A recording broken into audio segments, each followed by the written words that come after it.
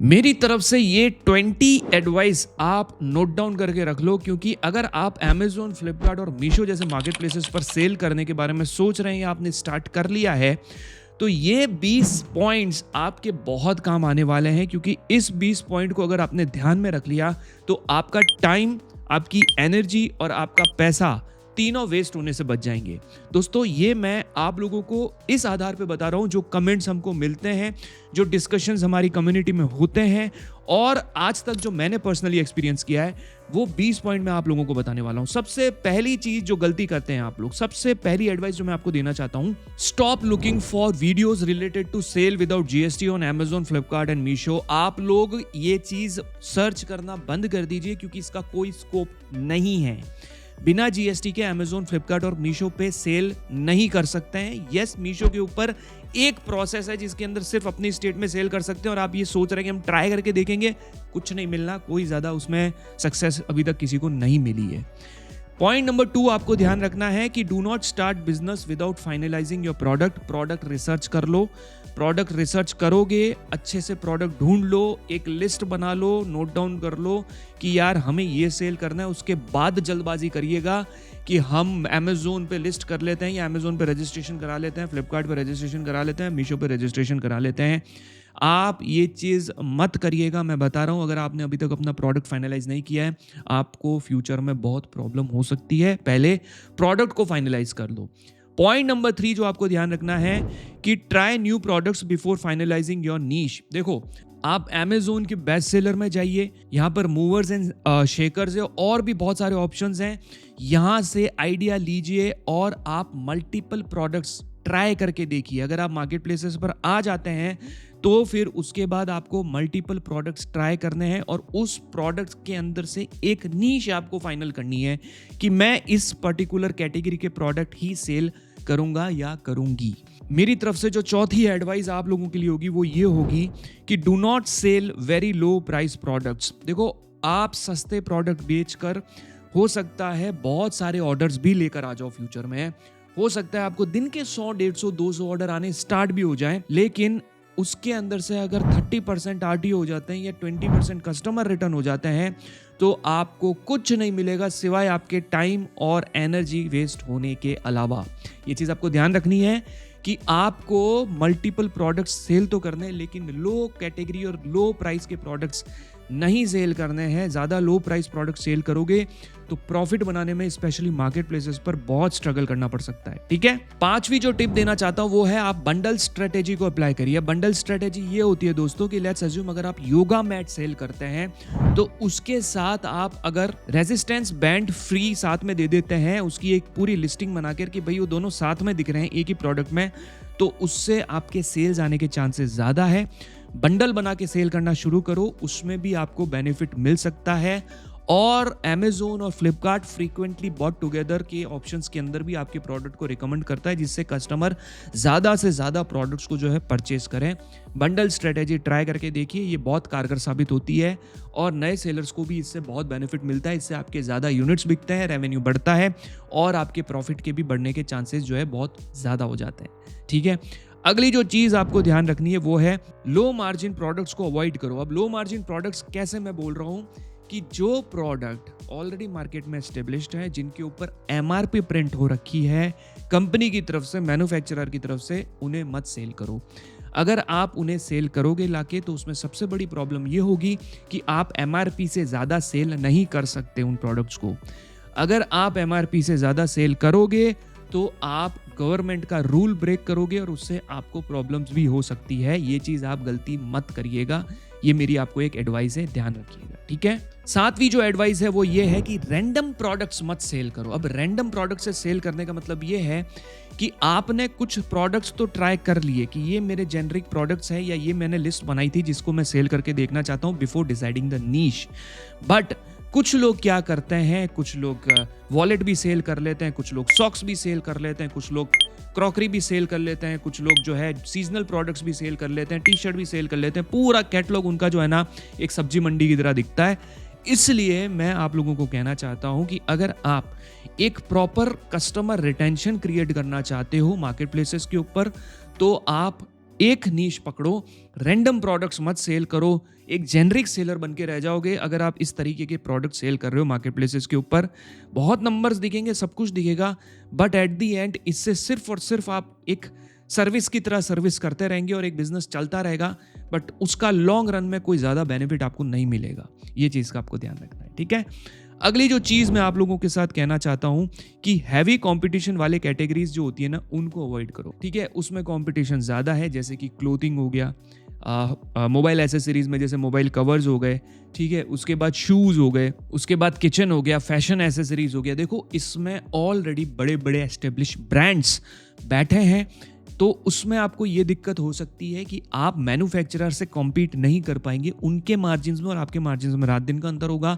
जो प्रोडक्ट आप 699 में सेल करोगे, सेम टू सेम प्रोडक्ट्स वो 499 में सेल करेंगे या 559 में या 549 के अंदर सेल करेंगे, तो उनके मार्जिन में और आपके मार्जिन में रात दिन का अंतर होगा एंड आप उसमें फंस जाएंगे और आपको फिर ये हो जाएगा कि स्टॉक पड़ा और आप सेल नहीं कर पा रहे हैं। तो एक चीज़ आपको ये ध्यान रखनी है कि हैवी कॉम्पिटिशन वाली कैटेगरीज को अवॉइड करना है। चेक करिए कि जो कैटेगरी में आप ऐड करने वाले हैं, जो प्रोडक्ट्स को आप सेल करने वाले हैं, उसके अंदर जो सबसे ज़्यादा बेस्ट सेलर वाला प्रोडक्ट है, क्या वो वाले ही प्रोडक्ट तो आप नहीं ला रहे हैं, क्योंकि वो प्रोडक्ट के ऊपर ऑलरेडी बहुत रिव्यूज़ होंगे, बहुत एस्टेब्लिश प्रोडक्ट्स होंगे, तो उस पर आपको बहुत प्रॉब्लम्स हो सकती है आगे स्केल करने में। तो ये भी एक मेरी तरफ से एडवाइस है, इसको आप लिख कर रख लीजिए, ध्यान रखिएगा, ठीक है। 9th एडवाइस मैं आप लोगों को देना चाहता हूँ कि राइट मार्केट प्लेस चूज करो। ये कैसे चूज किया जाता है? इसको चूज करने का सबसे बेस्ट तरीका ये है कि आप तीनों मार्केट प्लेसेस के ऊपर सेल करोगे, जिस पर आपको अच्छी सेल्स मिलेगी उस पर आप जो है कंटिन्यू करोगे। बट ऐसा नहीं है कि एक मार्केट प्लेस पर स्टार्ट करते बहुत सारे ऑर्डर्स आ रहे हैं तो मतलब यही बेस्ट है, नहीं। एक मार्केट प्लेस ऐसा है जो कम ऑर्डर देता है लेकिन प्रॉफिट बनाता है। एक मार्केट प्लेस ऐसा है जो ऑर्डर्स भी देता है लेकिन उस पर आरटीओज भी बहुत आते हैं, और एक मार्केट प्लेस ऐसा है जिसपे ऑर्डर्स भी बहुत आते हैं, रिटर्न्स भी बहुत आते हैं, फेक रिटर्न्स भी बहुत आते हैं, कस्टमर रिटर्न्स भी बहुत आते हैं। तो उसके एक बवंडर में आप मत फंस जाना। आपको ये देखना है कि ऑर्डर कम आए तो चलेगा लेकिन प्रॉफिट बनना चाहिए। All in all at the end आपका जो है ना बिजनेस का मोटिव यही होना चाहिए कि मुनाफा होना चाहिए, पैसा कमाना चाहिए। ऐसा नहीं है कि सिर्फ ऑर्डर ही प्रोसेस किए जा रहे हो। ये चीज आपको ध्यान रखनी है, ठीक है। नेक्स्ट पॉइंट जो बहुत इंपॉर्टेंट पॉइंट है कि आप कॉम्बोज क्रिएट करो, और अगर कॉम्बो क्रिएट करने के बाद आप अगर जो लिस्टिंग करेंगे और उसमें कॉम्बो बनाते हैं तो उन कॉम्बो के ऊपर पेड एड्स अगर आप रन कर सको, अगर आपके पास बजट है तो उन पे पेड एड्स चलाओ। उन पे पेड एड्स चलाने से आपके ऑर्डर्स आने पे आपको प्रॉफिट ज्यादा होने के चांसेस हैं कंपेयर टू सिंगल प्रोडक्ट, क्योंकि सिंगल प्रोडक्ट की जो प्राइस होगी थोड़ी कम होगी और कॉम्बोज की जो प्राइस होगी वो थोड़ी ज्यादा होगी। सिंगल प्रोडक्ट की बजाय कॉम्बो पे ऐड चलाने से आपके ROAS और आपका ACOS ये चीज जो है आपको समझ में नहीं आएगी। ये मेरे वीडियोस के अंदर सारी चीज कवर कर रखी है, आप चैनल को सब्सक्राइब करके हमारे एड्स वाले वीडियोस देखो, उसके अंदर मैंने समझा रखा है। ये बेसिकली ये होता है कि कितना पैसा आपने लगाया और उसमें कितना आपको पैसे से सेल मिली, ये चीज आपको ध्यान रखनी है, ठीक है। 11th जो एडवाइस मेरी तरफ से आप लोगों के लिए वो ये रहेगी कि हर 3 से 6 महीने के अंदर अपने कैटलॉग को अपडेट करो। या तो कॉम्बो लिस्टिंग क्रिएट कर दो नई, या फिर नए प्रोडक्ट्स इंट्रोड्यूस कर दो, थोड़ी सी कैटलॉग के अंदर प्राइसिंग चेंज करो, छोटा मोटा अपडेट करते रहो 3 से 6 महीने के अंदर, ताकि आपका जो कैटलॉग है, आपकी जो प्रोडक्ट्स है मार्केट प्लेसेस के ऊपर, वो एक्टिव रहे। वो एक तरीके से मार्केट प्लेस को एक तरीके से एल्गोरिदम को एक मैसेज मिले कि यस इसके ऊपर कुछ ना कुछ एक्टिविटीज़ हो रही है, तो वो थोड़ा बहुत आपको उसके अंदर चेंजेस करेंगे। एक चीज़ ध्यान रखिएगा कि जो प्रोडक्ट्स के ऊपर टाइटल्स और कीवर्ड्स अच्छे चल रहे हैं उनको मत छेड़ना, उनको वैसा का वैसा रहने देना, ठीक है। ये चीज़ आपको ध्यान रखनी है। अगर उस पर ऑर्डर्स आ रहे हैं डू नॉट टच देम, उनको टच करने की जरूरत नहीं है। जो नहीं आ रहे हैं ऑर्डर्स उनके अंदर आप अपडेट करिए, ठीक है। नेक्स्ट पॉइंट जो है ना, मार्केट प्लेस के एड्स कभी भी फेसबुक पर रन मत करना, ये ध्यान रखना। लोग क्या करते हैं, ये सोचते हैं कि जो मार्केट प्लेसेस पे प्रोडक्ट्स हैं उनके एड्स फेसबुक और मेटा एड्स पे रन कर रहे हैं, कोई फायदा नहीं होगा। ये काम मार्केट प्लेस अपनी तरफ से खुद कर लेता है, आपको इसकी करने की जरूरत नहीं है, ठीक है। पॉइंट नंबर 13 कि अगर आपके पास बजट नहीं है एड्स रन करने का तो प्रमोशंस, कूपन्स, डील्स इनमें पार्टिसिपेट करो, अपनी तरफ से फ्रीबीज दो, या फिर अपने छोटे मोटे जो है ना इसके अंदर डील्स क्रिएट करो। बट आप अगर पैसा नहीं है स्पॉन्सर एड्स के लिए आपके पास, तो बिल्कुल चिंता करने की जरूरत नहीं है। बिना एड्स रन किए भी इनिशियल स्टेज पे टाइम लगता है लेकिन ऑर्डर्स आते हैं, ठीक है, ये चीज़ आपको ध्यान रखनी है कि आप बिल्कुल भी डिमोटिवेट मत होइए कि सर पैसा तो है नहीं, हम स्पॉन्सर्ड एड्स में कैसे इन्वेस्ट करेंगे। तो ये सब आप करोगे तो उससे आपको कुछ रिव्यूज़ भी आएंगे प्रोडक्ट्स के ऊपर रिव्यूज़ आते हैं ना, उन प्रोडक्ट्स के ऊपर हम स्पॉन्सर्ड एड्स रन करेंगे तो हमें ज़्यादा बेनिफिट मिलता है। ठीक है, ये तीनों मार्केट प्लेसेस की बात कर रहा हूँ मैं। 14 पॉइंट है, अच्छी पैकेजिंग दो, जो अच्छा दिखता है वो अच्छे से बिकता है, और जब अच्छा दिखेगा, अच्छा कस्टमर एक्सपीरियंस होगा तो अच्छे रिव्यूज़ आएंगे तो मार्केट प्लेस उनकी विजिबिलिटी बढ़ाएगा, और मार्केट प्लेस जब उनकी विजिबिलिटी बढ़ाएगा तो उनके ऑर्डर्स बढ़ने के चांसेस बहुत ज़्यादा हो जाएंगे। तो पैकेजिंग टॉप नॉच होनी चाहिए, क्वालिटी कितनी भी अच्छी हो, अगर पैकेजिंग बहुत गंदी करके भेज रहे हो तो उससे कस्टमर एक्सपीरियंस खराब होता है। और क्वालिटी की पैकेजिंग है, बहुत अच्छे से पैक करके ब्रांडेड उसको पैक करके आपने भेजा है तो उससे एक अच्छा एक्सपीरियंस जो है कस्टमर को होता है, और अच्छे रिव्यूज़ आने के चांसेस भी जो है वो बढ़ जाते हैं। अगली जो चीज़ है, हाई क्वालिटी की लिस्टिंग करो। अब आप ये देख सकते हैं ये किस तरीके की और किस क्वालिटी की लिस्टिंग हो रखी है। इस टाइप से अगर लिस्टिंग करोगे तो आपको फ्यूचर में बहुत अच्छा अपने रिटर्न्स आने के चांसेस है, बहुत अच्छे आपको बिजनेस में ऑर्डर्स आने के चांसेस हैं। अच्छी क्वालिटी की लिस्टिंग होगी। आप देखिए कि आपकी कैटेगरी में आपके जैसे प्रोडक्ट जो सेल कर रहे हैं, जो सबसे बेस्ट लिस्टिंग के साथ बैठे हैं, उन्होंने कैसी कर रखी है, ये ध्यान रखिए, इससे आपको बहुत बेनिफिट मिलेगा। नेक्स्ट जो चीज़ है वो है प्रॉपर पेमेंट रिकंसिलिएशन, यानी कि आप हिसाब किताब रखना सीखें। रोज के 100 ऑर्डर प्रोसेस हो रहे हैं एक मार्केट प्लेस पर, रिटर्न कितने आ रहे हैं, आरटीओ कितने आ रहे हैं, उनसे नुकसान कितना हो रहा है, डैमेज कितना हो रहा है, यू हैव नो आइडिया। आप ये चीज़ करके रखिए, पेमेंट रिकंसिलिएशन करिए, और एल्स आपको लॉस हो जाएगा और फिर बाद में आप बोलेंगे कि ई कॉमर्स बिजनेस में कुछ मज़ा नहीं आता, कुछ नहीं होता। अपने व्यापार का हिसाब किताब जो नहीं रखता है वो कभी भी बिजनेस सक्सेसफुली रन नहीं कर सकता है। इसलिए अच्छे से पेमेंट रिकंसिलिएशन करिए, हिसाब किताब रखिए कि हाँ भाई कितना प्रॉफिट हो रहा है, कितना लॉस हो रहा है, वो एक एक्सेल शीट मेंटेन करिए। ठीक है। 17th एडवाइस मैं आप लोगों के साथ देना चाहता हूँ, वो ये गलती करते हैं लोग कि मार्केट प्लेसेस के ऊपर जो हैंडलिंग टाइम है, हैंडलिंग टाइम से मतलब ये होता है कि भाई आज ऑर्डर आया है तो हम परसों डिस्पैच कर रहे हैं या 3 दिन बाद डिस्पैच कर रहे हैं। नहीं, आपको handling time next day dispatch का रखना है, यानी कि आज ऑर्डर आएगा तो कल हम डिस्पैच करेंगे। उसका कारण क्या है कि अगर कस्टमर को प्रोडक्ट बहुत लेट मिलेगा, हो सकता है कस्टमर उसको कैंसिल कर दे, हो सकता है कस्टमर का एक्सपीरियंस खराब हो, उसे रिटर्न कर दे। तो ये चीज़ आपको नहीं करनी है। और जिसमें जितना ज़्यादा हैंडलिंग टाइम होता है, अमेजोन, फ्लिपकार्ट और मीशो, उनकी विजिबिलिटी उतनी कम रखता है। जितना क्विकली डिलीवर कराओगे, जितना जल्दी डिस्पैच करोगे, अमेजोन, फ्लिपकार्ट, मीशो उनकी विजिबिलिटी ज़्यादा देगा। अमेजोन, फ्लिपकार्ट और मीशो ये चाहते हैं कि उनके कस्टमर्स को प्रोडक्ट्स क्विकली मिले, इसीलिए वो वेयर हाउसेस पे फोकस करते हैं। और अगर आप अमेजोन के वेयर हाउसेस पे प्रोडक्ट्स नहीं रखवाते और अपने वेयर हाउस से सेल करते हैं, तो आप जितना जल्दी हो सके प्रोडक्ट्स को जो है शिप करेंगे। ठीक है, ये चीज़ आपको ध्यान रखनी है। पॉइंट नंबर 18, अगर आपके प्रोडक्ट्स के ऊपर बहुत अच्छे रिव्यूज आ चुके हैं तो अब आपको उन प्रोडक्ट्स को अपने ही स्टेट के अमेजोन के और फ्लिपकार्ट के वेयर हाउसेस पे भिजवाना है पैक करके, ताकि आपके कस्टमर्स को जो प्रोडक्ट है वो सेम डे या 2 डेज में प्रोडक्ट डिलीवर हो, जिससे आपकी सेल्स बढ़े और जो लॉजिस्टिक फी लग रही है वो भी आपकी कम लगे। तो ये चीज़ आपको ध्यान रखनी है कि जो प्रोडक्ट पे अच्छे रिव्यू आ जाते हैं उन प्रोडक्ट्स को आप वेयर हाउसेस पर भिजवाएंगे, उन प्रोडक्ट्स के ऊपर स्पॉन्सर एड्स रन करेंगे और फिर देखिए मैजिक कि कैसे ऑर्डर्स आते हैं आपको और कितने ऑर्डर्स आते हैं। ठीक है।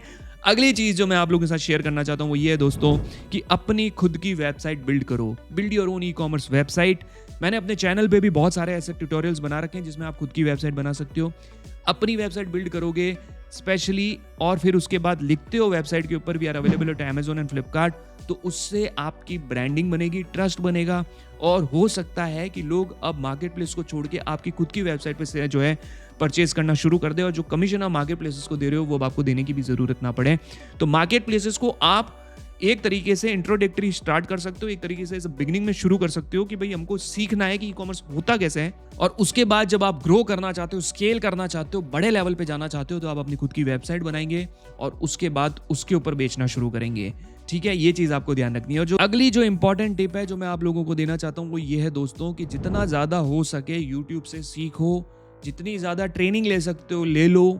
फ्री में बहुत सारे वीडियोस हैं, जितना ज्यादा ज्ञान ले सकते हो वो ले लो। ठीक है, और ज्ञान लेने के साथ साथ उसको इम्प्लीमेंट भी करो। ज्ञान लेने का मतलब ये नहीं है कि 1 साल से वीडियोस ही वीडियोस देखे जा रहे हो। इतने सारे सेलर्स हैं, मैंने एक प्रीवियस वीडियो में भी बोला था, इतने सारे लोगों को जानता हूं। जब आप कमेंट करते हैं ना मेरे वीडियो के नीचे, मुझे नाम से पता होता है कई लोगों का कि यार ये वही है जिसने मुझे 6 महीने पहले भी कमेंट किया था। ठीक है, तो ये चीज़ आप ध्यान रखना कि मैं सबको देख रहा हूँ, जो जो हमारे वीडियोस के नीचे कमेंट करते हैं मैं सबका ध्यान रखता हूँ कि किसने कमेंट किया है और वो अभी भी कैसे कमेंट कर रहा है, क्या उसने शुरू किया या नहीं किया, या अभी तक वो सिर्फ वीडियोस ही देखे जा रहा है। सो जैसा मैंने कहा, पहले यूट्यूब से सब कुछ सीख लो, उसके बाद भी कुछ समझ में नहीं आता है तो हमारे चैनल पे प्लेलिस्ट बनी हुई है, उनको भी देखो, 1 बाय 1 सब कुछ कवर कर रखा है। उसके बाद भी कुछ चीज़ें समझ में नहीं आती है तो आप हमारा एक पेड कोर्स है बहुत नॉमिनल चार्ज का, उसको ज्वाइन कर लो। उसमें Amazon, Flipkart, Meesho, workshop, trending products के लिए जूम सेशन सब कुछ कवर है। और अगर आप जो है ई कॉमर्स बिजनेस करना सीखना चाहते हैं तो ये साइड में मैं पूरी प्लेलिस्ट दे रहा हूँ, इसको देखो, इससे सीखो। और अगर आप ट्रेंडिंग प्रोडक्ट्स के बारे में जानना चाहते हो तो नीचे प्रोडक्ट रिसर्च से रिलेटेड पूरी मैंने प्लेलिस्ट बना रखी है, इसको भी देखो। सो बहुत अच्छा लगा दोस्तों आप सभी से मिलके फिर से। आशा करता हूँ इस वीडियो से आपको खूब हेल्प मिली होगी, बहुत हेल्प मिली होगी। अब मिलते हैं अगले वीडियो में, तब तक के लिए टेक केयर।